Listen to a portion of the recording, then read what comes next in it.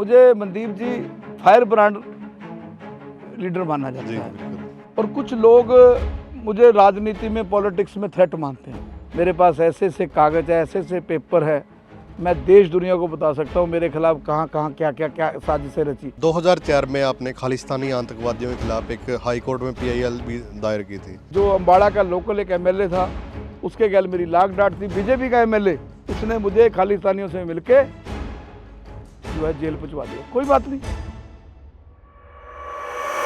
हाँ, मैंने वीरेश शांडिल्या ने जरनैल सिंह भिंडरावाला को कहा था ये टेररिस्ट है, टेररिस्ट है, टेररिस्ट था, टेररिस्ट रहेगा। उस भिंडरावाले ने गंद पाया दरबार हरमंदर साहब की पवित्रता भंग की, जहां गुरु साहब ने 4 दरवाजे बनाए, किसी जाति का आदमी जाए।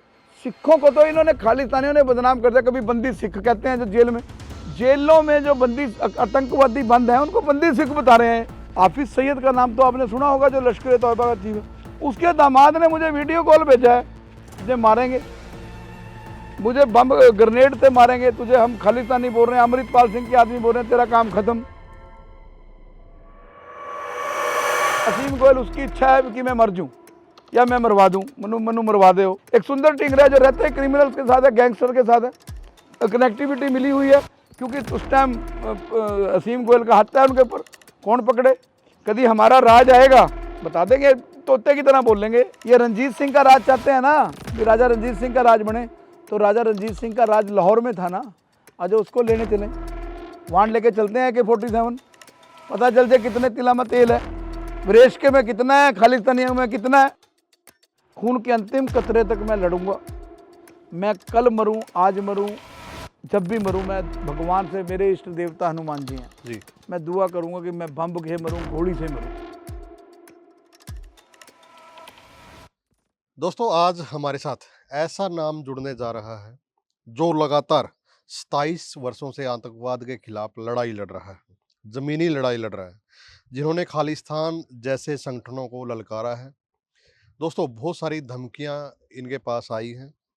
आज बातचीत करेंगे खुल के। मेरे साथ वीरेश शांडिल्या हैं, एंटी टेररिस्ट फ्रंट इंडिया के राष्ट्रीय अध्यक्ष हैं, और साथ के साथ जो ब्राह्मण महासभा है उनके भी अध्यक्ष हैं। जी शांडिल्या जी, कैसे हो? Thank you Mandeep ji, thank you आपकी सारी टीम को, चैनल को, आपके। लगातार 27 वर्षों का संघर्ष हो गया सर। ये कैसे शुरुआत कैसी हुई थी संघर्ष की? प्रेरणा कहाँ से मिली थी? देखिए, मेरे फादर बहुत विद्वान थे, डॉक्टर राममूर्ति शर्मा। आज की जो PhD है, उस वक्त की वो विद्यावाचस्पति होती थी, और उन्होंने 5 तरह की MA की हुई थी, MA English, MA Hindi, MA Sanskrit. उन्होंने ही मुझे जीवन में मोटिवेट किया, और उन्होंने ही जीवन में मुझे बोलना, लिखना, बात करनी, किसी से ना दबना, अपनी बात को खुल के रखना, बेबाकी से रखना, किसी के साथ खड़ जो तो पीछे नहीं हटना, चाहे नुकसान हो फायदा हो। और उन्होंने ही मुझे बहुत बड़ी बात सिखाई थी कि धर्म से धड़ा बड़ा, जी, जात से जमात बड़ी। तो ये तो उन्होंने जो शिक्षाएं दी उसके ऊपर हम चले। और उसके बाद सबसे पहले मैं 89 में मैंने अपना कैरियर NSUI से शुरू किया था, स्टूडेंट विंग से। जी। कॉलेज से NSUI से आए, NSUI के बाद फिर किसान कांग्रेस में गांव आ गए। कौन सा आपका? हम प्रॉपर अम्बाड़ा से ही हैं, प्रॉपर अम्बाड़ा अम्बाला से? सिटी से ही हैं। मेरे फादर, फोर यहीं के हैं सब। सब यही के? हाँ, तो NSUI से कैरियर शुरू किया, फिर किसान सेल में आए, 92 में यूथ कांग्रेस में आए स्टेट में, फिर ऑल इंडिया यूथ कांग्रेस में चले गए जनरल सेक्रेटरी, और फिर दौर चलता रहा। फिर और भजन लाल, मीनवाइल हम 90 में भजन लाल जी से जुड़ गए, जो मेरे पहले राजनीतिक मैं कहूँगा कि स्तंभ थे, जिनको मैं, वो हमने भजन लाल जी की उंगली पकड़ी। और 93 में इस परिवार के साथ मैं बहुत नज़दीकी आ गया, जब बाई इलेक्शन कालका हुआ, पुरुष भान जी हाँ, का निधन हुआ, और वहाँ पे बाई इलेक्शन हुआ, और चौधरी भजन लाल हरियाणा के चीफ मिनिस्टर थे। और 93 में हमने काम किया, उसके बाद हम बहुत नज़दीक आ गए 96 तक। फिर 96 में सरकार चली गई, 96 के बाद लगातार हम भजन लाल जी के साथ रहे। फिर और संगठनों में जुड़ गए, अपने समाज में आ गए। और उसके बाद भजन लाल जी के साथ साथ चलते चलते हमने आतंकवाद, जैसे शुरू से मुझे आदत थी भगत सिंह की बात करना, जो लाला लाजपत राय थे, साइमन कमीशन का विरोध, मुझे वो चीज़ें पढ़ना, राजगुरु सुखदेव की बात करना, खुदीराम बोस की बात करना, अशफाक उल्लाह खान की बात करना, तो ये चीज़ें मेरे अंदर आती चली गई। और मुझे एक शुरू मैंने कैरियर कैसे शुरू किया, जब आतंकवाद के खिलाफ लड़ना, पहली खबर मेरी पंजाब केसरी में छपी। पंजाब केसरी में जब खबर छपी तो मैंने सोचा यार ये आतंकवाद के खिलाफ जो लड़ना है ना, ये नाम चमकेगा, इससे हमारा नाम बनेगा, हमारा ये अच्छा प्लेटफार्म है, बहुत अच्छा प्लेटफार्म है। और यानी कि जिसको मैं देशी भाषा में कहूँगा कि एक शोषा, हाँ, जो कह रहे भाई लोगों का अपना नाम चमकाएंगे। लेकिन कुछ घटनाएं ऐसी देखी, वो हमारे जीवन के अंदर घर करती चली गई। और हम सबसे पहले हिंदुस्तान का, मनदीप जी मैं आपके चैनल के माध्यम से बता दूं, हिंदुस्तान के अंदर पहला आतंकवाद के खिलाफ रथ यात्रा जो है वो मैं लेके गया था। जो अपने आप को कहते हैं कि हम आतंकवाद के खिलाफ बोलते हैं, जो बड़ी बड़ी सिक्योरिटी कवर लेके घूम रहे हैं, बंगलों में रह रहे हैं, सरकारी बंगलों में रह रहे हैं, जेड प्लस सिक्योरिटी में, उनकी हिम्मत नहीं है। लेकिन मैं 2002 में बिना किसी सुरक्षा के दिल्ली से चला और जम्मू कश्मीर तक मैं आतंकवाद के खिलाफ रथ यात्रा लेके गया, पाकिस्तान को ललकारते गया। मेरा बड़ा लड़का जो उस वक्त 4 साल का था, जो आज हाई कोर्ट का एडवोकेट है, वासु रंजन शांडिल है, उस बच्चे ने 4 साल की उम्र में मेरे रथ के ऊपर चढ़ के भारत माता की जय लगाई। मतलब मुझे फक्र है कि 14 में मोदी जी ने जगाया लोगों को, जी, भारत माता करनी सिखाई, अमित शाह जी ने भारत माता की जय करनी सिखाई। मैं उनको उनकी तारीफ करता हूँ। मोदी जी के अंदर भी बड़ी देशभक्ति है। मैं मोदी जी का वो क्षण भी जानता हूँ जब वो 90 के दौर में लाल चौक पे तिरंगा लहरा के आगे थे, उनके साथ भी कोई सिक्योरिटी नहीं थी। वो मोदी इस वर्तमान युग का बब्बर शेर है, इस युग का सरदार पटेल है। लेकिन हम बिना किसी सुरक्षा के आम आदमी, ये यात्रा कहाँ से कहाँ तक थी? ये हमने यात्रा दिल्ली से निकाली और ये यात्रा हरियाणा से सोनीपत से एंटर की। सोनीपत के बाद ये गोहाना रोहतक गई, उसके बाद फिर पानीपत, पानीपत के बाद करनाल, कुरुक्षेत्र, शाहबाद, अम्बाड़ा से होती हुई अम्बाड़ा रुकी। अम्बाड़ा के बाद हम चंडीगढ़ रोड पकड़ा, लालू डेरा बस्सी से होते हुए, फिर हमने खड़र आगे सरहंद पंजाब खन्ना होते हुए हम जम्मू, लखनपुर बॉर्डर से जम्मू। तो विरोध का सामना नहीं करना पड़ा? विरोध तो ऐसा हुआ, मैं आपको आज बता रहा हूँ मैं। हाँ, जैसे ही हम जम्मू में एंटर हुए तो हिजबुल मुजाहिदीन ने हमें धमकी दी, और वो अखबार में पढ़ी हमने। हिजबुल मुजाहिदीन का यात्रा को थ्रेट की, हम यात्रा को कश्मीर में प्रवेश नहीं होने देंगे। मैंने उसका जवाब दिया था कि हम आर पार की लड़ाई लड़ेंगे। और इसी में बीच में आपको एक बहुत बड़ी बात बताऊं, उस वक्त चंद्रमोहन जी मेरे साथ खड़े थे मटका चौक पे। मटका चौक पे चंद्रमोहन जी ने, और सीनियर एडवोकेट थे अतुल लखनपाल, जो बहुत सीनियर एडवोकेट है हाई कोर्ट के, वो अपनी पूरी टीम लेके आए। तो एक एंकर थी आज तक की, उसने मेरे आगे माइक रखे मेरे से पूछा कि आप मिस्टर शांडिल्य, आप जो है आतंकवाद के खिलाफ जो है अपना नाम चमकाने के लिए जो यात्रा निकाल रहे हैं। उसने मेरी वही दुग्धी रग पे हाथ रख दिया जो मैं सोच के आया था। मैंने उसका जवाब दिया कि काश हर हिंदुस्तानी ये सोच के आतंकवाद के खिलाफ लड़े कि उसका नाम पूरे देश में होगा, मीडिया उठाएगी, कम से कम आतंकवाद तो खत्म होगा, निर्दोष लोगों की हत्या तो नहीं होगी, पहलगांव जैसे और अमरनाथ यात्रा जैसी घटनाएं तो नहीं होंगी जो आतंकी घटनाएं होती हैं। तो उसके पास कोई जवाब नहीं था, शी वाज स्पीचलेस। तो ऐसे मेरी शुरू हुई। उसके बाद 2002 में चौधरी भजनलाल आगे हम पैरेलल उसका, हाँ मैं इसमें एक बात और भूल गया। उसके बाद हम बिट्टा के नजदीक आए, एमएस बिट्टा के नजदीक आए, और एमएस बिट्टा से ही मिलके हमने ये जो मैंने आज आपको बताया, मैं बहुत बड़ा डिस्क्लोज कर रहा हूँ आपके चैनल पे, हो सकता है कईयों को तकलीफ हो, लेकिन मेरे अंदर आदत है, मैं बनावटी बात नहीं करता, मेरे पास उसके प्रमाण भी हैं। जब हम 26 जुलाई 2002 को हमने यात्रा लेके जानी थी, तो उससे 2 दिन पहले हम बिट्टा जी के पास गए, सारा मैसेज फ्लैश हो चुका था। एलके अडवाणी जी जो है होम डिप्टी प्राइम मिनिस्टर थे, और होम मिनिस्ट्री उनके पास थी। हमने चिट्ठियां निकाल दी, रूट दे दिए, प्रेस को मैसेज दे दिए, होटल धर्मशालाएं बुक होगी। बिट्टा ने हमें बुलाया। जो बिट्टा अपने आप को कहता है मैं जिंदा शहीद हूँ, जो बिट्टा कहता है कि मैं खालिस्तानी हूँ और फलाना ही हूँ, और मैं बचपन में पोस्टर लगाए वंदे मातरम किया फलाना, उन्होंने मुझे कहा कि ये रथ यात्रा कैंसिल करो, ये कोई मुफड़ियां दी रेडी है, मेरे 19 आदमी मर गए। मैंने कहा जी हम यात्रा कैंसिल करने के लिए तैयार है, हम तो आपके सूबा प्रेसिडेंट हैं, स्टेट प्रेसिडेंट हैं, आप मुझे बताओ इस रथ यात्रा को कैसे कैंसिल किया जाता है, बताओ। कहता उन दिनों आपको याद होगा रमाकांत कौन उपराष्ट्रपति की डेथ हुई थी जी 2002 में, वाइस प्रेसिडेंट थे। वो आपको रिकॉर्ड पे मिल जाएगा उस हाँ टाइम। वो कहता है इनका राष्ट्रपति का दे दो कि ये राष्ट्रपति उपराष्ट्रपति की डेथ होगी। मैं कहा जी उनकी भी 13वीं तक ही रुक सकते हैं हम। हाँ 13वीं के बाद ये कोई मेरे ब्याह का प्रोग्राम तो है नहीं, ये तो आतंकवाद को चुनौती है, आतंकवाद को के खिलाफ हम लड़ने जा रहे हैं। लेकिन उसने कहा मुझे नहीं पता, आप किसी भी तरह इसको कैंसिल करो।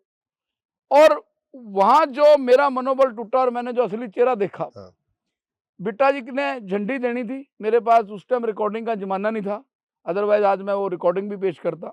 तो मैंने कहा कि अपने साथियों को कहा कि बिट्टा झंडी देने नहीं है। अगर बिट्टा ने कहा था कि मैं इस यात्रा को झंडी पीवी नरसिम्हा राव से दिलवाऊंगा, पूर्व प्रधानमंत्री हाँ से, लेकिन जब वो खुद ही नहीं आया, पहले उसके पीए कहते रहे, हम दिल्ली पहुंच गए कि बिट्टा जी नहा रहे हैं, तैयार हो रहे हैं, और 10:30 बजे उनका मैसेज आता है कि बिट्टा जी मेरठ निकल गए।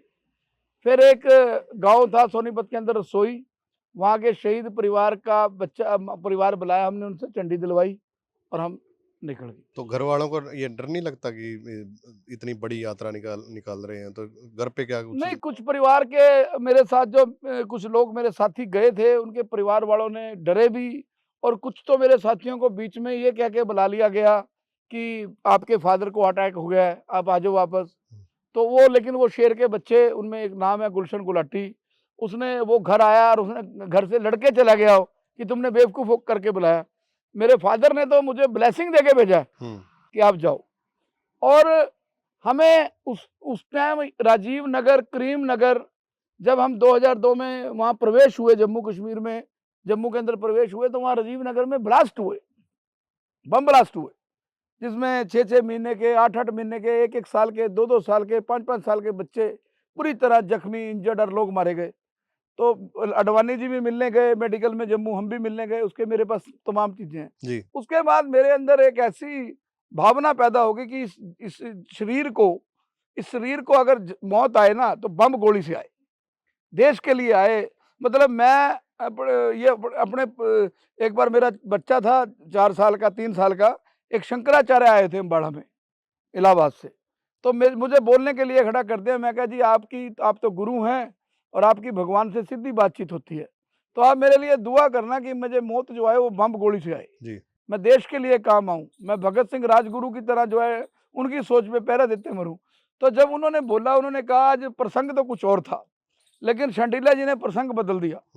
तो पहले मैं कहूँगा कि शंडिला जी आपको साधुवाद है कि यहाँ भगत सिंह तो सारे कहते हैं कि पैदा हो, लेकिन वो कहते हैं मेरे घर ना पैदा हो, मेरे पड़ोसी के घर पैदा हो। तो मनदीप जी, मैं आज बड़ा गर्व महसूस करता हूँ, मैं ऐसे काम कर चुका हूँ, मैं जी चैलेंज के साथ कह सकता हूँ, आज हिंदुस्तान की हुकूमत कहाँ है मुझे नहीं पता, हिंदुस्तान की हुकूमत आईबी को पता है कि नहीं पता मैं क्या कर रहा हूँ मुझे नहीं पता, ना मैंने कभी सुरक्षा के लिए, हाँ मुझे मारने के लिए खालिस्तानी भी बैठे हैं, बब्बर खालसा के लोग भी बैठे हैं, पाकिस्तान के आतंक, ऐसे वीडियो मैसेज मैं आपको भेजूं, मैं आपको दूंगा, आप ये वो दिखाना मुझे कैसे कैसे, मैं कहाँ है देश की आईबी। आज एक ब्रांड बना दिया सिक्योरिटी को। मैंने आज भी, कल मैं एसपी को मिला अम्बाड़े के, मिस्टर अजीत सिंह शेखावत को, कि मुझे सिक्योरिटी स्टेटस सिंबल के लिए नहीं चाहिए। अगर मेरी गोली पीछे से लगती है और मैं सरकार की गलतियों से मारा जाता हूं, तो कोई फिर वीरेश शंडिल्या, कोई माँ अपने बच्चे को वीरेश शंडिल्या की तरह आतंकवाद के खिलाफ लड़ने के लिए नहीं भेजेगी। या हमें लिख के दे दो भी हम सरकारें काफी हैं, हम अपने आप लड़ लेंगे, हम अपने आप आतंकवाद खत्म कर देंगे। तो अभी आपको कोई सिक्योरिटी नहीं दे रही नहीं, सरकार? सिक्योरिटी मेरे पास पर्याप्त सिक्योरिटी है मेरे पास, मुझे सरकार ने 4 गनमैन दिए हुए हैं, लेकिन उसमें बहुत बड़ा योगदान पंजाब हरियाणा हाई कोर्ट का है। सरकार ने तो लगातार साजिशें रखी, लगातार स्टेट हाई कोर्ट ने मुझे प्रोटेक्ट किया हुआ है, स्टेट हाई कोर्ट में मेरी सिक्योरिटी का केस चल रहा है। और अभी मैं एडीजीपी सीआईडी ने भी बहुत बड़ी बात कही कि अभी इनकी और सिक्योरिटी बढ़ाने की जरूरत नहीं। मैं आज भी आपके चैनल के माध्यम से, आज क्योंकि आज सोशल मीडिया हाँ का बिल्कुल युग है, 1 मिनट में बात करोड़ों तक पहुंच हाँ जाती है, जो हम कल पढ़ते हैं कल तक तो वो खबर जब प्रिंट मीडिया में पढ़ी जाती है हाँ उसके कोई मायने ही नहीं रह जाते। तो मैं अब भी आपके चैनल के माध्यम से, मुझे डीजीपी और एडीजीपी लिख के दे दे कि तुझे हिंदुस्तान के अंदर कहीं रोड़ा भी नहीं लग सकता, हाँ मैं खुद सिक्योरिटी सरेंडर कर दूंगा। मैं सिक्योरिटी, मैं लड़ रहा हूँ, मेरी वाइफ को मार दे मेरे साथ, अब मनदीप जी मेरा इंटरव्यू ले रहे हैं, मेरे आपको कोई मार दे, इसको कोई मार दे, जो आप कैमरा मैन हाँ है, मैं आपको कहाँ वापस करूंगा? आप कहेंगे सोना यार वीरेशन डिल्ला का इंटरव्यू लेने गए थे, हमारे तो बच्चे चले गए, हम तुम्हारा घर उजड़ गया। जी। तो ये मेरे लिए नहीं, ये पहलगांव क्यों हुआ, 26/11 क्या है, पार्लियामेंट अटैक क्या है, उसमें कितने निर्दोष हमारे पैरामिलिट्री के जवान। और उसके बाद मैं आपको इसी कड़ी में एक और बात जोड़ता हूँ, फिर मेरे पिताजी का मैं जिक्र करूंगा। हम जब अम्बाड़ा कैंट आ गए, मेरे यहाँ, मैं नाम नहीं लूंगा, एक पत्रकार है मेरे साथी, वो मेरे बचपन के दोस्त हैं, बड़े सीनियर जर्नलिस्ट हैं वो। मैंने उनसे डिस्कस की, मैंने जी बिट्टा जी हमारे साथ कहीं भी लाइन पे नहीं आए दिल्ली से अम्बाड़ा तक, तो हम हमें ये यात्रा ड्रॉप कर देनी चाहिए। कहते नहीं, आप इसको कंटिन्यू करो, वो आपको छोड़ चुका है। हम वहाँ यात्रा वापस करके लौटे, मैंने अपने फादर से डिस्कस की, वो कहता है आप आतंकवाद के खिलाफ लड़ना चाहते हो? मैं जी हम लड़ेंगे, हमेशा लड़ेंगे। तो उन्होंने हमें नाम दिया था कि आप आज से एंटी टेररिस्ट फ्रंट इंडिया को रजिस्टर्ड करवाओ। जी। और मनदीप जी, आप बड़े सरप्राइज्ड होंगे, अगर मेरा इंटरव्यू ये आदमी देख रहा है, आप उसको मेरे साथ बैठा दो, मैं आपको मुंह मांगा इनाम दूंगा। मेरे पास ऐसे ऐसे कागज है, ऐसे ऐसे पेपर है, मैं देश दुनिया को बता सकता हूँ मेरे खिलाफ कहाँ कहाँ क्या क्या क्या साजिशें रची। उस व्यक्ति ने मेरे एंटी टेररिस्ट फ्रंट इंडिया को, आप एक बात का जवाब दो, आज देश में सोशल मीडिया कितने चैनल हैं, आप किस किस को रोकोगे? एक तरफ तो अब जिनके साथ हम सरदार जी के साथ जुड़े, वो कहते हैं घर घर में आतंकवाद तैयार लड़ने वाले तैयार हों। उन्होंने मेरे एंटी टेररिस्ट को खत्म करने के लिए रजिस्ट्रार को पिटीशन पाई जी। कि ये मेरा और इनका संगठन सेम है, जबकि मिस्टर बिट्टा का संगठन का नाम है all India anti terrorist front, मेरे संगठन का नाम है एंटी टेररिस्ट फ्रंट इंडिया, उसका नाम है AIATF, मेरा ATFI। तो कोर्ट ने जजमेंट प्रोनाउंस करी कि बिट्टा का और वीरेशन डिल्ला का संगठन अलग अलग है, नॉट आइडेंटिकल। उसका नाम अलग है, उसके में इंडिया पहले बाद में है वीरेशन डिल्ला के, और आपके में इंडिया पहले है, ऑल इंडिया। तो वो इसकी खारिज हुई वो। और हमने अपने पिताजी के कहने के बाद हम खुलेआम मैदान में आए जी। और हमने अपना संगठन फॉर्म कर दिया। 2004 में आपने खालिस्तानी आतंकवादियों के खिलाफ एक हाई कोर्ट में PIL भी दायर की थी, एक पहली PIL थी शायद ये। बिल्कुल, आपके अपडेट, आपने पूरा ज्ञान प्राप्त किया हुआ मेरे बारे में, ये बड़ी खुशी की बात है। जो ज्ञान IB के पास नहीं, IB कहीं भी, या स्टेट पुलिस जो है हाई कोर्ट में आज तक नहीं उन्होंने लिख के दिया कि मैंने ये काम आतंकवाद के खिलाफ किए हुए हैं जी। ये वो पिटीशन है जी, जब जिन आतंकवादियों ने बब्बर खालसा के सरदार बेन सिंह को मारा, जगतार सिंह हवारा जो बब्बर खालसा आतंकवादी संगठन का चीफ था भारत में, जगतार सिंह हवारा और जगतार सिंह तारा, ये तीनों तिहाड़ जेल में थे। इन्होंने 119 फुट की सुरंग को खोदा और ये वहां से फरार हो गए जी। और मैंने उसके बाद एंटी टेररिस्ट इंडिया की तरफ से एक PIL फाइल की कि इसकी CBI जांच हो।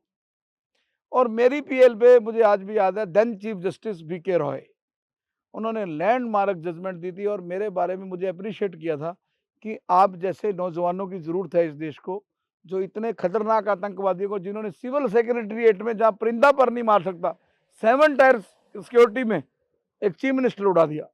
मैंने वो 2004 में PIL पाई और उसके ऊपर अहम फैसला आया। उसके साथ साथ मैं यहाँ एक बात और जोड़ूंगा, ये तिहाड़ जेल में शिफ्ट हुए, जब ये तिहाड़ जेल से शिफ्ट हुए, तिहाड़ जेल से शिफ्ट जब ये दिल्ली से तिहाड़ से चंडीगढ़ और रोपड़ की जेलों में आते थे जी। इनके पास और भी RDX के केस थे आतंकवादियों के पास।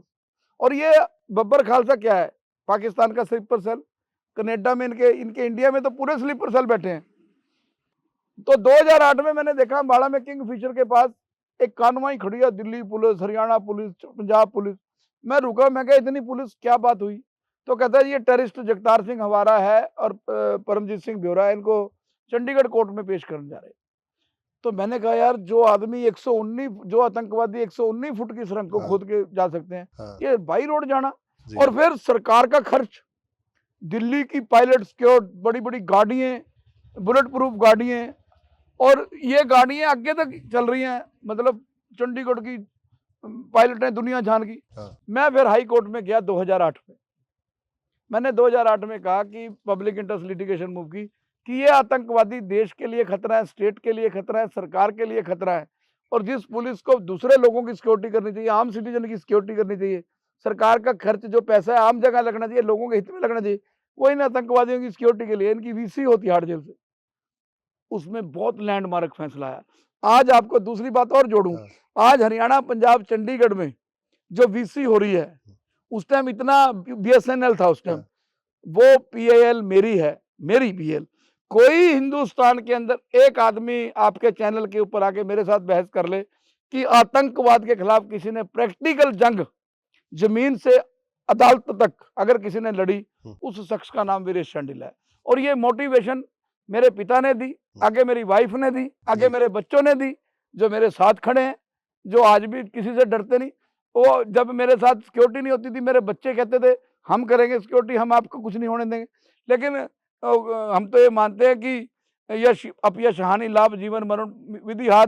लेकिन मैं सरकारों से ये हमेशा मांग करता रहा कि आपके लैप्सेस से, आपकी गलतियों से, देखो अगर आईबी और खुफिया एजेंसियां अवेयर होती, क्या इंदिरा गांधी मारी जाती, क्या राजीव जी मारे जाते, क्या सरदार बेन सिंह मारा जाता, क्या जनरल वैद पूना के अंदर मारा जाता, क्या 26/11 हो जाता? कहाँ है, वेरी खुफिया एजेंसियां? और वो खुफिया एजेंसियां आज, एक नाम बताओ, मैं आपसे सवाल कर रहा हूं, काउंटर क्वेश्चन कर रहा हूं आपसे, एक आईबी का ऑफिसर बताओ जिसका ट्रायल हुआ हो और जो बिहाइंड द बार गया हो, तो जेल में रह के आया हो, नेशनल सिक्योरिटी से खिलवाड़ कर दिया। पहलगांव में कितनी बड़ी घटना होगी, कुछ नहीं हुआ। कुछ नहीं जम्मू हुआ। कश्मीर का चीफ मिनिस्टर ट्राई हुआ हो, जम्मू कश्मीर का डीजीपी ट्राई हुआ हो अदालत में, कुछ भी नहीं। मतलब आपकी जान बड़ी आसानी से कोई मार दे, खत्म कर दे। देश में कॉन्स्टिट्यूशन तो है, जी। लेकिन कॉन्स्टिट्यूशन जमीन पे इंप्लीमेंट नहीं है, कॉन्स्टिट्यूशन लॉ जो है जमीन पे इंप्लीमेंट नहीं है। जी, भिंडरवाड़ा के आपने विरोध किए, पोस्टर जलाए, पुतले फूके, तो तब जेल भी जाना पड़ा आपको? बहुत डर नहीं लगा? बहुत धमकियाँ बहुत आई होगी? हाँ, यस, बहुत बहुत मनदीप जी, बहुत मंदभागी। एक खालिस्तानियों को ये शब्द ज्यादा समझ आता है। हालांकि आप कैथल में रहते हो, आप बॉर्डर से जुड़े हुए हो, कैथल और पंजाब, सारा पटियाला का वो सारा एरिया है। ये बड़ी मंदभागी और मेरे साथ ग्रेट इनजस्टिस। देन एसपी 2018 में जो एसपी था मिस्टर अभिषेक जोरवाल, जी। मैंने कहा कि मैं जर्नैल सिंह भिंडरावाला का पुतला जलाऊंगा। मेरे खिलाफ खालिस्तानी समर्थक इकट्ठे हुए, मेरे पर मेरा दफ्तर फूंक दिया, आग लगा दी मेरे दफ्तर को, और मुझे जेल में डाल दिया मुकदमा दर्ज करके। मुझे ज्वाला जी, मेरा कोई फ़ोन बंद नहीं था, मैं फरार नहीं था। एसपी अभिषेक जोरवाल से मेरी लगातार बात चलती रही, लेकिन मुझे ज्वाला जी से, जो अम्बाड़ा का लोकल एक एमएलए था, उसके गैल मेरी लाग डांट थी। बीजेपी का एमएलए, उसने मुझे खालिस्तानियों से मिलके जो है जेल पहुंचवा दिया। कोई बात नहीं, लेकिन मैं उस टाइम के चीफ मिनिस्टर के आगे रोता रहा, जो हमारे हरियाणा के अब स्पीकर बने हैं हरविंदर कल्याण जी। मैंने क्या आगे रोया भी, देखो जी मेरे गल कितना धक्का हो गया, आप मनोहर लाल खट्टर जी के नज़दीक हैं, आप मुझे उनके पास लेके चलो, मेरी सुनवाई करो। मैं इस बात से नहीं डर गया, मुझे 8 दिन के लिए भेज दिया। किस शख्स के केस दर्ज करके, भिंडरावाड़ा जो 35,000 हिंदुओं की हत्या का दोषी है, भिंडरावाड़ा जिसने लालड़ू के अंदर हिंदुओं को उतार उतार के क्या क्या के गोलियां मारी, हिंदू अलग हो जो, सिख अलग हो जो, दहशत डाली। दरबार साहब के अंदर जो है डीआईजी जैसे ऑफिसर को जो मौत के घाट उतार दिया। भारतीय सेना के 90 जवानों को मुकाबले में, मुझे आप पहली पातशाही से लेके, गुरु नानक देव जी से लेके 9वीं पातशाही, गुरु तेग बहादुर जी, गुरु गोबिंद सिंह जी, जिन्होंने अपना 2 साहबजादे चमकौर की धरती पे, 2 साहबजादे सरहंद की दीवारों पे चढ़वा दिए। किसी एक गुरु का नाम बताओ जिसने जो है किसी गुरुद्वारे की आड़ ली हो। उस भिंडरावाले ने गंद पाया, दरबार हरमंदर साहब की पवित्रता भंग की, जहां गुरु साहब ने 4 दरवाजे बनाए, किसी जाति का आदमी जाए। तो मैं तो ये भी मानता हूं मनदीप जी कि जो मैं आज तिलक लगा के बैठा हूं, ये मेरे 9वें गुरु की देन है। गुरु तेग बहादुर जी अगर अपना शीश ना देते तो आज मैं भी इस्लाम में होता, आप भी इस्लाम में होते, हम उनका देना नहीं दे सकते। 10वें गुरु ने सनातन को बचाने के लिए, मैं तो मोदी जी को बहुत बड़ा साधुवाद देता हूं, जो आज बाल दिवस मना रहे हैं साहबजादों का। ये मोदी जी की बहुत मील पत्थर सोच है, देश को जोड़ना। हिंदू सिख भाईचारा ना कभी अलग हुआ था ना कभी होएगा, ये 9 मास का रिश्ता है।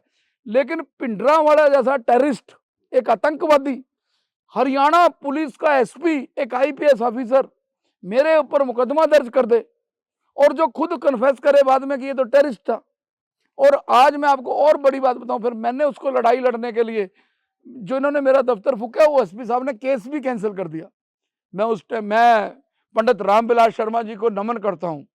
पंडित रामविलास शर्मा जी मेरे लिए जैसे द्रौपदी के लिए कृष्ण जी आए थे, पंडित जी को मैंने जाके अपनी व्यथा बताई कि मेरे साथ तो ये धक्का होगा जी। उन्होंने उसी time then DGP BS Sandhu को फोन किया कि ये कैसे हो गया, ये तो भगत सिंह की सोच पे चल रहा है, ये कैसे मुकदमा दर्ज कर दिया तुमने, उनको अरेस्ट करो जिन लोगों ने इसका दफ्तर जलाया। तो वो ट्रांसफर हुआ केस कैथल। जी। वहां मुझे याद है अकरम खान कोई एसपी अकरम खान। उसने एसपी अकरम खान ने मुझे जस्टिस दिया, उस मॉम्पटन मुसलमान ने मुझे जस्टिस दिया। I salute him. मुझे नहीं पता वो कहाँ है, लेकिन मुझ जैसे हिंदू को, सनातनी को, देश में आतंकवाद के खिलाफ लड़ने वाले को, उसने मेरी मुहिम को बूस्ट किया, उसने मेरी बात को माना, उसने मेरी कदर की और उन्हें गिरफ्तार करवाया आदमी। और जो मेरे पर भिंडरावाले का केस दर्ज हुआ, आज तक अंबाड़ा का सीजीएम 2018 से आज तक कितने साल हो गए? 7 साल। 7 साल में मैं एप्लीकेशन दे चुका हूं कि मैंने भिंडरावाला को टेररिस्ट कहा था, मुझे सजा दो जी। लेकिन कौन दे सजा, किस कानून में दे? किसने कहा भिंडरावाला शहीद? मैंने तो ये कहा, वही मनोहर लाल खट्टर जी हैं, जब निसिंग के अंदर डाचर गांव के अंदर गुरुद्वारे में भिंडरावाला की फोटो लगी और खट्टर साहब को पता चल गया भिंडरावाला की फोटो लगी, खट्टर साहब कहा मैं नहीं जाता भाई, वहां भिंडरावाले की फोटो लगी, जहां भिंडरावाले की फोटो की मैं नहीं जाऊंगा वहां। और वहां सिखों ने, वहां कट्टरपंथियों ने, सिख नहीं कहूंगा मैं इनको, खालिस्तानी सिखों को तो इन्होंने, खालिस्तानियों ने बदनाम कर दिया। कभी बंदी सिख कहते हैं जो जेलों में जो बंदी आतंकवादी बंद हैं उनको बंदी सिख बता रहे हैं। जो जिनको कोर्ट ने टिल डेथ, जो हवारा है उसको टिल डेथ, राज्यवाना है टिल डेथ। दिलावर सिंह ने सिर नीचा करा पूरे देश में पंजाब पुलिस का, स्पाई होते हुए मानव बम बन के बेंसिंग उड़ा दिया। तो मैं कोर्ट से, मैं आज आपके माध्यम से भी कोर्ट को कह रहा हूं मैं, हाँ मैंने वीरेश शांडिल्या ने जरनैल सिंह भिंडरावाला को कहा था ये टेररिस्ट है, टेररिस्ट है, टेररिस्ट था, टेररिस्ट रहेगा। जिसने भारत सेना के 90 जवानों को शहीद किया, डीआईजी को शहीद किया और पंजाब पुलिस के जवानों को शहीद किया। ये तो पंजाब सरदार बेन सिंह अपनी शहादत ना देता, पंजाब की पुलिस अपनी शहादत ना देती, मैं देखता पंजाब कैसे आतंकवाद से मुक्त होता, कैसे रंगला पंजाब बनता। सरदार बेन सिंह ने अपना खून डोल के, पंजाब पुलिस ने अपना खून डोल के, सरदार केपीएस गिल ने AK-47 हाथ में पकड़ के आप आगे चला, फोर्स पीछे चली, तो आतंकवाद खत्म हुआ। मुझे एक पत्रकार ने सवाल कर लिया कि जो 35,000 आपके पास कौन सा आंकड़ा है, ये तो एजेंसियों ने मरवाए। तो मैं उसको कहा कि जो हिंदू मरवाए वो तो एजेंसियों ने मरवाए, सरकार ने मरवाए।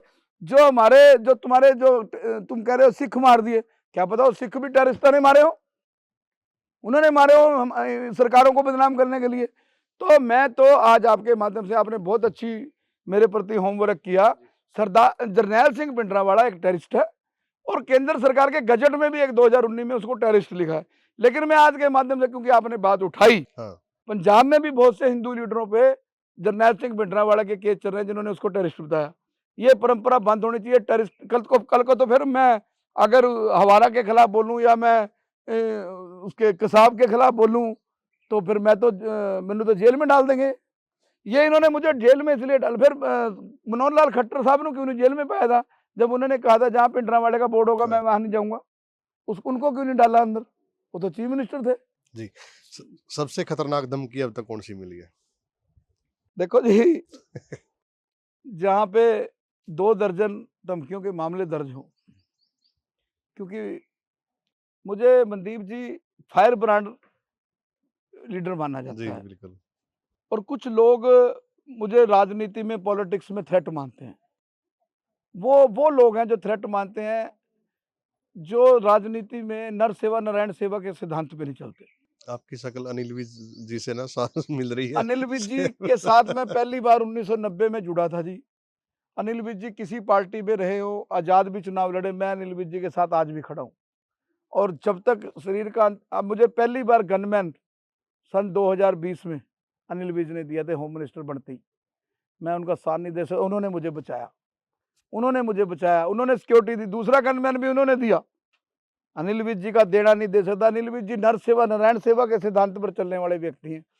तो जो धमकियां हैं, हाफिज सईद का नाम तो आपने सुना होगा, जो लश्कर-ए-तौयबा का चीफ है, उसके दामाद ने मुझे वीडियो कॉल भेजा है, तुझे मारेंगे, मुझे बम ग्रेनेड से मारेंगे, तुझे हम खालिस्तानी बोल रहे हैं, अमृतपाल सिंह के आदमी बोल रहे हैं, तेरा काम खत्म। तो अगर आप मेरी धमकियां पढ़ ले, शायद अगली बार मेरा इंटरव्यू भी ना लेने आए। अगर मैं आपको FIR प्रोवाइड कर दूं, आपकी टीम ही कह देगी हम नहीं जानते जी, वहां पता नहीं कौन से पासे से गोली आ जाए। लेकिन ये जो चल रहा है ना, ये जो देश में चल रहा है, मैं तो देश के मैं सबसे ज्यादा तो देश के होम मिनिस्टर से मांग करता हूँ कि आप जो आतंकवाद, कोई ऐसी मशीन बनाओ जिससे पता चले कि ये बंदा सिक्योरिटी के लिए आतंकवाद के खिलाफ लड़ रहा है, इसके अंदर जज्बा है भगत सिंह वाला, इसके अंदर जज्बा है खुदीराम बोस वाला, इसके अंदर जज्बा है मदन लाल टिंगरे वाला, इसके अंदर जज्बा है चंद्रशेखर आजाद वाला, इसके अंदर जज्बा है लाला लाजपत राणा। ये तो देश के लिए मरेगा, देश के लिए जिएगा। हमने कितने साल पहले नारा दिया था सन 2000 में, देश की रक्षा करना सीखो, जीना है तो मरना सीखो। और मैं पंजाब में भी जाता हूँ, पंजाब मेरे पे थ्रेट आते हैं तुझे मार देंगे, मैं कह जी जब मारना मार दो। उनकी भाषा में बताता हूँ, कल्ले आए नानका सद्दे उठे जाए। उस मालिक ने बनाया, वो मालिक जद मर्जी ले ले, मौत का स्थान कारण तय है। लेकिन मैं फिर वही सवाल करता हूँ कि ये जो कारण है, इसका कारण सरकार ना बने, इसका कारण गंदी पॉलिटिक्स ना बने, इसका कारण मेरे राजनीतिक दुश्मन ना बने। हालांकि GT रोड की बेल्ट पे मेरा अम्बाड़े शहर के अंदर ही जो फॉर्मर मिनिस्टर रह लिया 4-5 महीने, असीम गोयल, उसकी इच्छा है कि मैं मर जाऊं या मैं मरवा दूं, मनु मरवा दे। खुल के आ गया तो सामने आप। नहीं खुल के उसने मरवाने की कोशिश करी जी, मेरे भाई ने उसमें मीडिया में अफसरों को लिख के दिया हुआ है, ट्रायल चल रहा है, ट्रायल में असीम गोयल का एक पार्टनर है रविंद्र अग्रवाल लक्की, एक सुंदर टिंगरा जो रहते हैं क्रिमिनल्स के साथ है, गैंगस्टर के साथ है, कनेक्टिविटी मिली हुई है, क्योंकि उस टाइम असीम गोयल का हाथ है उनके ऊपर, कौन पकड़े। कभी हमारा राज आएगा, बता देंगे, तोते की तरह बोल लेंगे। कौन सी पार्टी में हो आप इस टाइम? नहीं, मेरी पार्टी, मेरा देश, मेरी पार्टी, मेरे आप जैसे साथी, मैं आज भी इनसे ज़्यादा लोग इकट्ठे कर सकता हूँ। अम्बाड़ा कहो अम्बाड़े में, कुरुक्षेत्र कहो कुरुक्षेत्र में, करनाल कहो करनाल में, रोहतक कहो रोहतक में मैं बया हुआ हूँ। जहाँ कहो, जिस जिले में कहो, जिस जिले का जो इलेक्टेड MLA है हरियाणा का, मैं उसके जिले में उससे ज़्यादा आदमी इकट्ठे करके दिखा दूँ, उसके विधानसभा में। क्योंकि 30 साल से लोगों के दुख सुख में जा रहा हूँ जी। 30 साल में कोई ऐसा सेना का जवान होगा हरियाणा पंजाब चंडीगढ़ का जिसको इसने कंधा नहीं दिया। मेरे ने कंधा दिया, 13वीं पे गया, फूलों पे गया, उनको इंसाफ दिलवाया। आपके पानीपत के अंदर अतुल सोमरा जो अमरनाथ यात्रा में शहीद, उसको गैस की एजेंसी दिलवाने वाला वीरेश चंडीला है। एक नेता जिसे आप बहादुर मानते हो? मेरी नजरों में तो अनिल विज से बहादुर कोई नहीं। और अगर आप साफ सुथरी राजनीति की बात करो और ये समझो कि बहादुरी किसको कहते हैं, मुझे नहीं पता आपकी नज़रों में बहादुरी की डेफिनेशन क्या है, आपके चैनल की नज़रों में बहादुरी की डेफिनेशन क्या है। लेकिन बहादुर वो होता है जो व्यक्ति आपको जस्टिस दे दे, वो उससे बड़ा बहादुर कोई नहीं है दुनिया में। तो मैं तो अब नैब सैनी को भी बहादुर कहूँगा। कम से कम नैब सैनी ने 1966 के बाद आम लोगों के लिए, हरियाणा के 3.25 करोड़ लोगों के लिए कपाट तो खोले। बताओ, एक चीफ मिनिस्टर बताओ, चाहे देवीलाल हो, BD गुप्ता हो, चाहे अब चौटाला साहब हो, हमारे चौधरी भजन लाल जी हों, बंसी लाल जी हों, हुक्म सिंह जी हों, कितने पंडित भगवत दयाल शर्मा जी हों, कितने लोगों ने जो है मुख्यमंत्री का द्वार खोल दिया। तो मैं तो नैब सैनी को भी, लेकिन जस्टिस देने में मैंने बड़े नज़दीक से अनिल विज जी को बतौर गृह मंत्री काम करते देखा, बहुत नज़दीक से। उनके मुकाबले में कोई इंसाफ देने में। देश का सबसे बड़ा खतरा आज क्या है? आतंकवाद है, भ्रष्टाचार है, या फिर अंदरूनी जो विभाजन है? देखो जी, देश का सबसे बड़ा जो खतरा है करप्शन है। ये सारी चीजें रिलेट करती हैं। जब आप करप्शन कर लेते हो तो आप कंप्रोमाइज की स्थिति में आ जाते हो, और जब कंप्रोमाइज की स्थिति में आ जाते हो तो फिर करप्शन के साथ साथ टेरर भी बढ़ता है। मैंने क्या गलती की? मैंने जो यहाँ के लोकल करप्शंस हैं उनको उठाया, इनको तकलीफ होगी, मार दो इसका, निबेड़ दो। मतलब कभी ऐसा युग आएगा कि हम एक चीफ मिनिस्टर के खिलाफ कंप्लेंट दें, उसके खिलाफ भी FIR दर्ज हो जाए, एक MLA के खिलाफ दें। वो कहते हैं कि MLA बनने के बाद हम तो राजा बन गए शहर के, हम जो चाहेंगे, हम कहेंगे दिन है तो दिन है, रात है तो रात है। तो करप्शन सबसे मेजर इशू है। मैं तो अमित शाह जी को कहूँगा, अमित शाह जी से, जैसे होम मिनिस्टर से बड़ी उम्मीदें हैं देश को, उन्होंने 370 ख़त्म किया। मैं समझता था कोई सोच भी नहीं सकता था कि कभी ख़त्म हो जाएगा। और आज कश्मीर के अंदर आप बहादुरी से जा सकते हो। ठीक है, पहलगाम एक घटना होगी, गंदा आदमी, आप कोई भी गंद पा सकता है, कोई भी किसी को मार सकता है, 4 लोग 10 लोग इकट्ठे हुए हैं। अभी पीछे पार्लियामेंट के ऊपर गोला गिर दिया था। शरारती तत्व कहीं भी हो सकते हैं, लेकिन मैं अमित शाह जी से कहूँगा कि करप्शन के ऊपर चेक लगाया जाए। और जो आपका बहुत अच्छा सवाल है ये आज के इंटरव्यू का, आपने कहा करप्शन इशू है या भ्रष्टाचार है। आतंकवाद है, या तीसरा आपने एक और कहा। देखिए, अगर करप्शन खत्म हो जाए, करप्शन से ही सारी चीजें घूम रही हैं। पैसा देके आप झूठा मुकदमा दर्ज करा लो, पैसा देके आप झूठी जेल करवा लो, पैसा देके आप झूठी सजा करवा लो। जेलों में आज हरियाणा की जेलों में जाओ, हरियाणा की जेलों में अरविंद शर्मा जी मेरे साथ चले, जेल मंत्री हैं, है तो हमारे पंडित जी भाई, तकलीफ ना हो जाए उन्होंने। मेरे ख्याल चलो मैं दिखाता हूँ जेल में हम कैसे लोग मर रहे हैं, गंदा पानी पी रहे हैं, बातें करते हैं, बड़ी बड़ी बातें करते हैं। आप देश आज़ाद देश है, कभी अमित शाह जी चलें, आज भी कम से कम 50% लोग वहाँ गलत पड़े हैं, जिनको फंसाया गया है, जिनको कोई रहम ही नहीं है। और फंसाने वाले कौन है? अफसर नहीं है, करप्शन है। उनको उनको उनकी मुंह मंगी चीज मिल गई। और मेरे पिताजी की एक कविता है बड़ी प्यारी, उन्होंने देश की राजनीति पे लिखी थी। वो लिखते बहुत जबरदस्त है, मुझे कुछ चीजें उनकी कंठस्थ है। हाँ।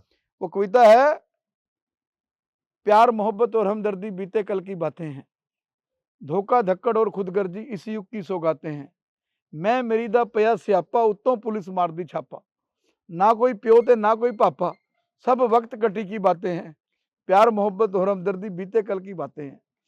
फत्तू अब चुनाव जीतकर फतेह दिन कहलाते हैं। आप तो दुनिया में फिरते हो, जी। बड़े बड़े चीफ मिनिस्टरों का इंटरव्यू लिया आपने, बड़े बड़े मंत्रियों के लिए, एमपीओ के लिए।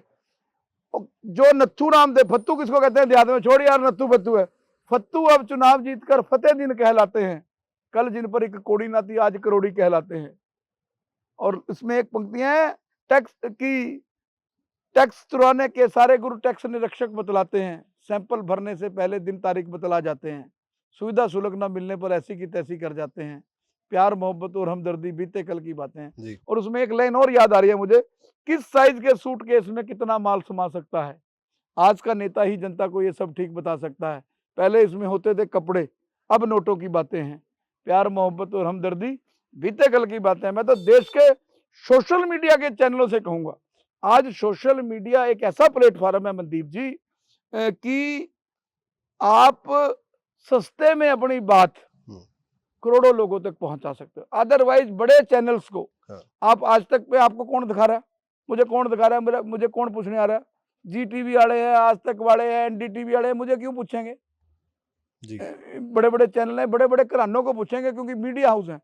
तो इनको ये आज ये बड़े मीडिया हाउस आप इनके लिए थ्रेट होगे, क्योंकि आपकी बात 1 मिनट में फैलती है। और आपसे सोशल मीडिया से आज अफसर, ब्यूरोक्रेसी, सरकार दर दर कांपती है। और मैं तो मनोहर लाल खट्टर जी को साधुवाद दूंगा जी। उन्होंने आपका ध्यान रखा, आपको प्रोटेक्ट किया, आपको एडवर्टाइजमेंट भी दी, आपके लिए सुविधाएं भी बनाई, क्योंकि मनोहर लाल खट्टर जी की दूरदर्शी सोचा। और मैं मनोहर लाल खट्टर जी की आज एक तारीफ जरूर करूंगा। जब उन्होंने बरवाड़े वाला एक परसा कांड हुआ था, पंडित जी हमारे, वो भी हर्ष कुमार जी, क्या नाम है उनका, हर्षवर्धन जी। हर्ष जी। तो मैंने जब पूरा ब्राह्मण समाज उनके खिलाफ हो रहा था, तो मैं मनोहर लाल खट्टर जी के लिए हाँ का नारा मारा कि नहीं यार, उनकी एक गलती से आप उनको इतनी बड़ी सजा ना दो जी। मैं मनोहर लाल खट्टर जी को की तरफ से मैं माफी मांगता हूँ, इसको इशू ना बनाओ। तो वो बात उसके बाद ठंडी भी हुई। हालांकि लोगों ने मेरे खिलाफ भी कमेंट्स पाए सोशल मीडिया पे, आपको पता है लिखने वाले बख्शते नहीं आपको। तो कोई कहता है कितने पैसे मिले, कोई कहता है क्या है, तो मुझे और खट्टर साहब को पता होगा खट्टर साहब ने क्या दिया और क्या लिया। लेकिन मैं जब मनोहर लाल खट्टर जी के घर गया, ये बड़ी एक आपके चैनल को मैं बड़ी एक्सक्लूसिव बात बता रहा हूँ जी।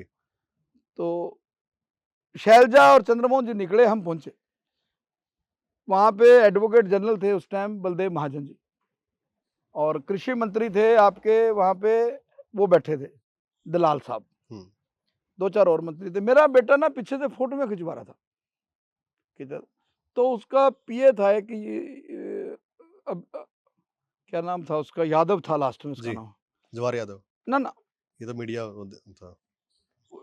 ओएसडी था उसका, मेरे आ जाएगा दिमाग में। तो उसने मेरे बेटे को धमकाना शुरू कर दिया। मैं खट्टर साहब के इतनी नहीं, मैं क्या बात हुआ, क्या पापा ये कह रहा है वीडियो फोटो डिलीट करो। मैंने खट्टर साहब के सामने उसको ऐसा धमकाया और खट्टर साहब ने उसको अपनी कोठी से कहा गेट आउट। कहता है ये परशुराम जाग गया इनका। उन्होंने एक एक फोटो खिंचवाई मेरे साथ। तो मैंने खट्टर साहब को कहा, मैं क्या खट्टर साहब, मुझे कुछ लोग कुछ टेररिस्ट संगठन मारना चाहते हैं, क्या जब तक खट्टर बैठे है ना तेरा कुछ नहीं बिगड़ता। और मैंने कहा जी मेरे सिर पर हाथ नहीं, क्या मेरे अगर तेरे सिर पर हाथ ना होंदा तो क्या पता तेन इतनी भी सिक्योरिटी मिल जाती। हाँ। तो मुझे वो खट्टर एक बहुत बड़े दिल का इंसान है, उसको समझने वाला आदमी चाहिए। उन्होंने ऐसे ऐसे लोग एमएलए बना दिए, ऐसे ऐसे लोग मंत्री बना दिए जो शायद अपने गांव के पंच और सरपंच भी नहीं बन सकते थे। तो राजनीति में दोबारा सक्रिय होंगे आप? नहीं, राजनीति मेरे जैसे लोगों को बहुत जरूरी करनी चाहिए। मुझे एमएलए, अगर कोई पार्टी मुझे एमएलए एमपी बनाएगी, जुड़ जाना चाहिए। कौन सा एमएलए एमपी बन के आतंकवाद के खिलाफ बात करता है पार्लियामेंट में, बताओ। मेरे खिलाफ पिंडराड़े का केस दिया, मैं अम्बाड़ा हरियाणा के 90 से 90 मौजूदा एमएलए से कह रहा हूँ, वो बताएं पिंडरावाड़ा आतंकवादी था या शहीद था, बता दें। कितने एमएलए ने मेरे लिए हाँ का नारा मारा, कितने एमएलए जब मैं जेल में गया मुझे मिलने गए।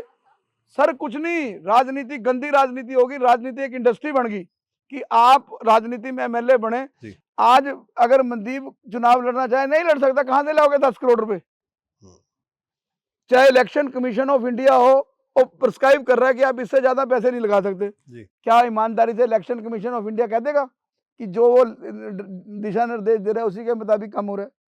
करोड़ों रुपए खर्च हो रहे, करोड़ों रुपए लग रहे। हाँ। वीरेश चंडिला तो एक गरीब आदमी है, तो लोगों के दम पे तो बन सकता है। अनिल भी कौन से पैसे लगाता है, चाय भी नहीं बुलाते किसी को। वैसे रूटीन में आप मंत्री बन गए, लेकिन अगर कोई कहे कि मैं जी। तुझे वोट दूंगा मुझे चाय पिला दे, नहीं। 5 साल अपनों के बीच हैं। पहले आदमी है 1966 के बाद 7वीं बार के विधायक है, और 1966 के बाद पहले तीसरी बार लगातार, पहले कैबिनेट मंत्री है जो लगातार तीसरी बार सरकार में मंत्री हैं, और सरकारी कोठी बंगला नौकर चाकर कोई नहीं लिए। सुबह सरकारी ड्यूटी की तरह जाते हैं, अपने लोगों का काम करके सेक्रेटरीट से फिर अपने लोगों के बीच। क्या कुछ रणनीति है आपकी? देखो मनदीप जी, आप तो बड़े बड़े लीडरों में घूमते हो, दीपेंद्र जी के साथ घूमते हो, उनके इंटरव्यू लेते हो, कौन सा लीडर है, राजकुमार सैनी। देखो मैं राजकुमार सैनी जी के साथ मेरे ताल्लुकात, जब वो बंसीलाल जी के साथ वजीर थे, हाँ। तब से मेरी दोस्ती है। राजकुमार सैनी बहुत अच्छा आदमी है दिल का, जी। उसके दिल में कुछ नहीं है, पेट का पापी नहीं है वो। आज अगर नैब सैनी चीफ मिनिस्टर है ना, उसमें बहुत बड़ी भूमिका उसकी है। हाँ। उसने जो मुहिम चलाई ओबीसी समाज की, उसकी है। ये सैनी समाज मानता भी है ये बात? नहीं, नैब सैनी को कहनी चाहिए ना ये बात। नैब सैनी कहे भाई हमारे राजकुमार सैनी है तो एक ही विधानसभा के, बिल्कुल। और बड़ा भी है, सीनियर भी है। मेरे ख्याल राजकुमार सैनी हो गया होना 75 साल का, तो बिल्कुल। तो राजकुमार सैनी सीनियर भी है। और मैं मानता हूँ, बेंगे ब्राह्मण मैं मानता हूँ, मैं अगर मौका मिला मैं उनको ये बात कह के भी आऊंगा। मैंने कही है, मैंने फोन में बताई है ये बात। क्या भाजी, आपने ओबीसी चेहरा की जो बात रखी थी, आपके आशीर्वाद से नायब सैनी जी सीएम बने हैं। 100% बने हैं। और ऐसे जिद्दी आदमी को अमित शाह जी जैसे व्यक्ति को नजदीक लगाना चाहिए। देखो सच कड़वा होता है, वो सच्ची बोलता है। कई बार वो फिसल जाते हैं, डाइवर्ट हो जाते हैं। आप किसी के धर्म के बारे में, आप कभी किसी के देवी देवताओं के बारे में आपको क्या जरूरत है आपको अपनी जुबान को गंदा करने की? आप एक राजनेता हैं, आप चुनाव लड़, जो आदमी इलेक्ट्रल पॉलिटिक्स करता है वो अगर किसी का अच्छा नहीं कर सकता तो मैं ये मानता हूं वो किसी का बुरा ना करे। अगर मैं आपको चाय नहीं पिलाना चाहता, पानी नहीं पिलाना चाहता, आपको मिलके बाहर खड़ के कह दूं अच्छा भाई साहब ठीक हो जी, अच्छा। तो राजकुमार सैनी जैसे लोग, राजकुमार सैनी बहुत दबंग आदमी रहा, बंसीलाल से नहीं डरा, इसको कौन डरा देगा जी। और ईमानदार आदमी है, मेहनत से आगे बढ़ा, जमीन का आदमी है। और नैब सैनी को तो मांग करनी चाहिए ऐसे व्यक्ति को भी, हमारे ओबीसी समाज का मोदी जी भी आज इज्जत करते हैं, अमित शाह, भाई राजकुमार सैनी को गवर्नर लगाओ जी, ओबीसी समाज का मैसेज जाएगा और नैब सैनी की भी इज्जत बनेगी। हाँ। कितनी इज्जत बनेगी नैब सैनी की? बिल्कुल। नैब सैनी जी कह दें कि ओबीसी समाज का पहला पैरा इन्होंने नहीं दिया, कहां रैलियां करी, गुहाने से ये चुनाव लड़ गए, कहां से जीन जाके चुनाव लड़ बैठे, छोटी बात है कोई? और अब की बार चुनाव भी नहीं लड़ा कि नायब सैनी जी सीएम चेहरा है, तो उन्होंने उनकी पार्टी ने चुनाव भी नहीं लड़ा। नहीं, ये मेरे लिए नई बात है, ये मुझे नहीं पता, मैं अवेयर नहीं था। ये अगर बात है फिर तो भारतीय जनता पार्टी को ही चाहिए, ऐसे आदमी को आगे लाना चाहिए। देश के अंदर ऐसे व्यक्ति को, सूझे हुए व्यक्ति को, वो राजकुमार सैनी क्या, बहुत से समाज में ऐसे व्यक्ति घूम रहे हैं जो डिजर्व करते हैं इज्जत, उनको मिलनी चाहिए। जी, तो संगठन को तैयार किया जाएगा, ट्रेनिंग दी जाएगी लोगों को आगे। देखो जी, आपके माध्यम से मैं आज एक घोषणा कर रहा हूं, क्या पता ये बात कहां पहुंच जाए। मैं खून के अंतिम कतरे तक आतंकवाद के खिलाफ लड़ूंगा, खून के अंतिम कतरे तक मैं लड़ूंगा।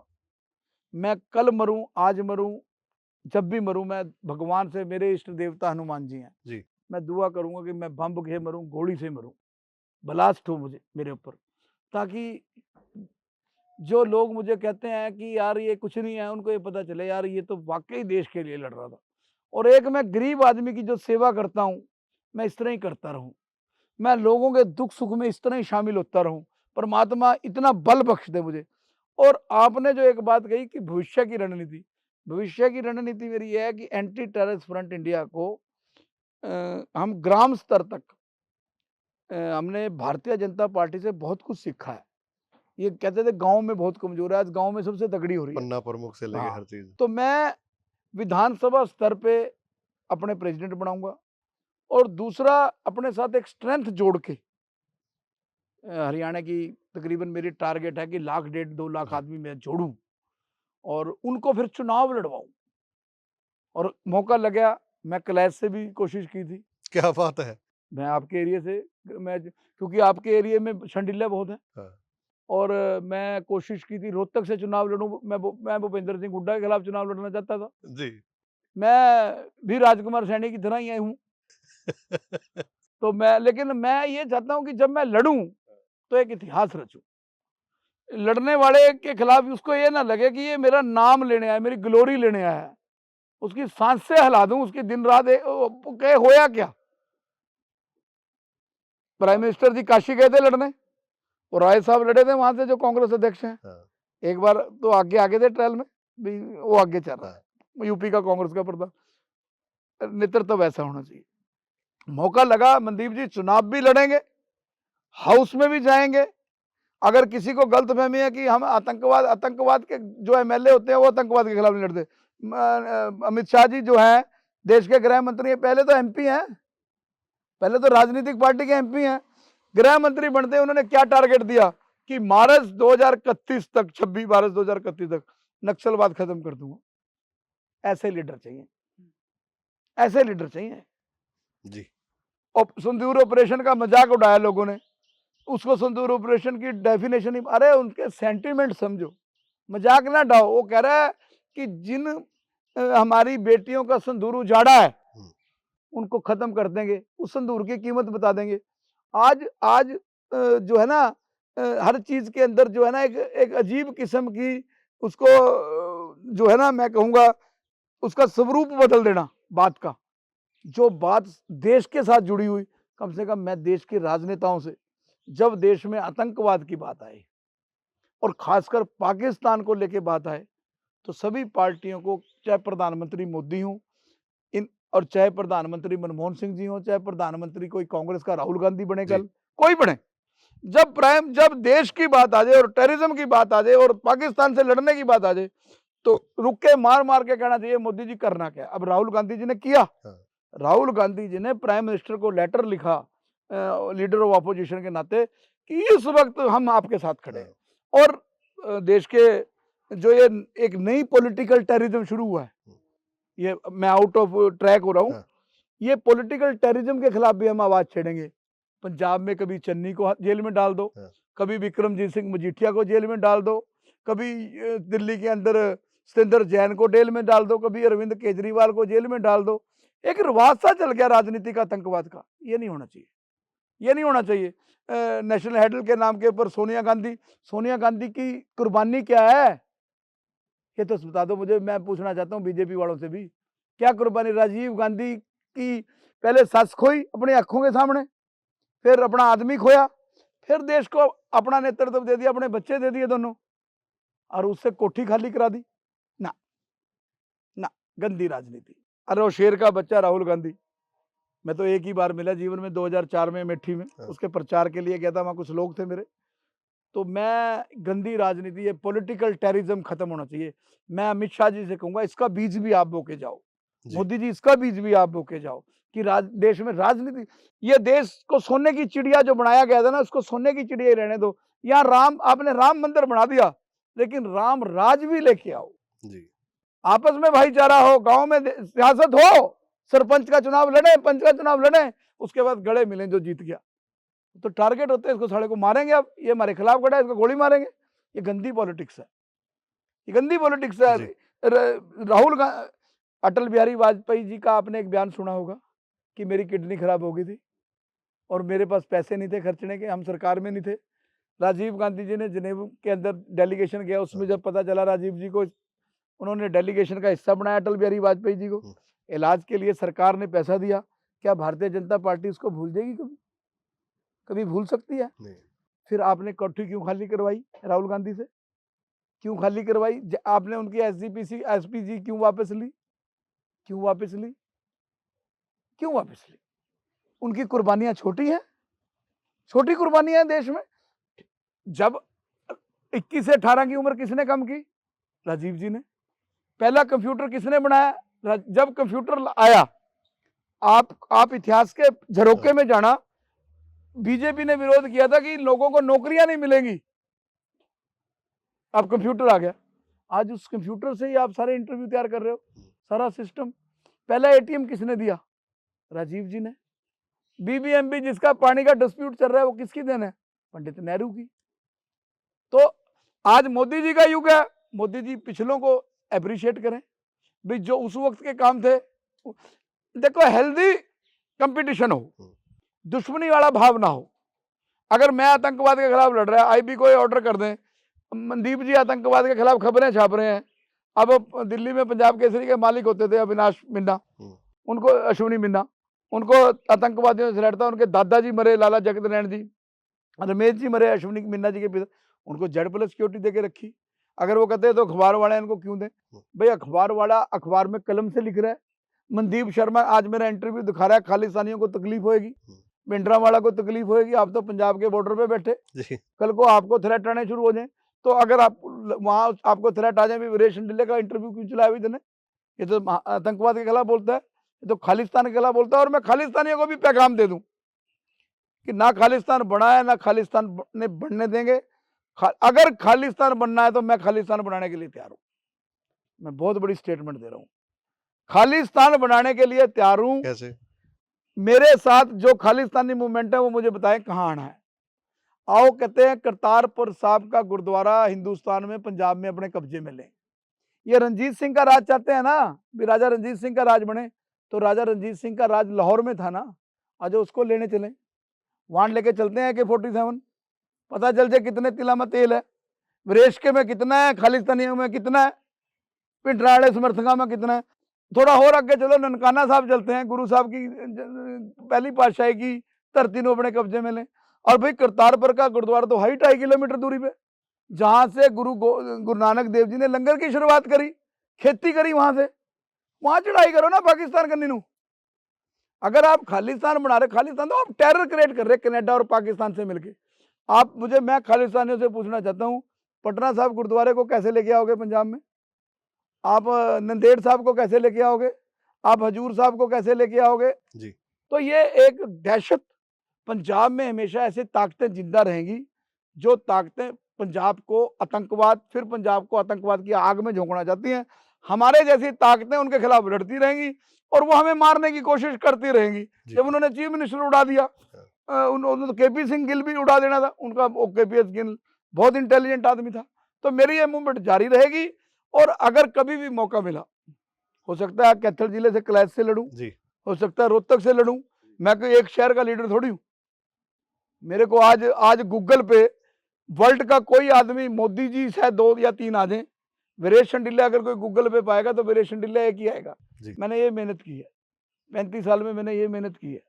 27 साल के आतंकवाद में मुझे अब अब मैं ब्रांडेड हो गया, यार ये वीरेश शंडिला आतंकवाद के खिलाफ ये नहीं डरता, यार ये बोलता है खालिस्तान के खिलाफ, यार ये इसने पिंडराड़े के। लेकिन मुझे दुख ये है कि आम आदमी को भी इस मूवमेंट में हमें एक दूसरे के गैल खड़ना चाहिए। जी। आज एक खालिस्तानी को छेड़ के देख लो, उसके पीछे 20 आ देंगे। आम आदमी को कोई भी मार रहा हो, कोई साथ नहीं खड़ता उसके। तो मेरी ये बैटल जारी रहेगी जी। और कल भी जारी थी, आज भी जारी रहेगी। जी, बातचीत करने के लिए धन्यवाद। काफ़ी लंबा पॉडकास्ट हो गया है, लेकिन बातें बहुत सारी थी और आतंकवाद के खिलाफ 27 साल से लगातार खड़े रहना, लगातार धमकियाँ मिलने के बावजूद भी उनका सामना करना एक बड़ी बात है।